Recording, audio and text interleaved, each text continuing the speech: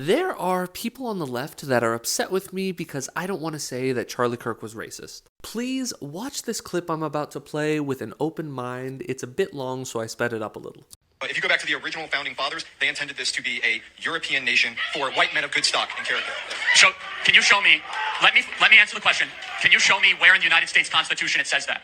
It wasn't in the Constitution. It wasn't in the Constitution because they didn't believe it.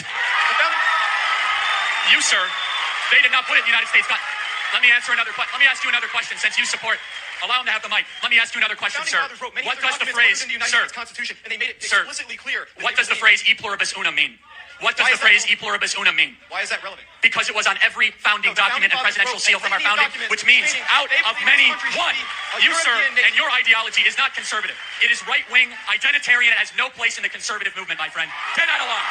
Get out of I am well aware there are things Charlie Kirk said that were bigoted. I'm also aware there are things he said sloppily that could easily be taken in bad faith to be bigoted. But there were also a lot of things that he said, like the clip I just played. Now I can already hear it. Why give him any charity? Why try to interpret him in good faith? Because he was murdered?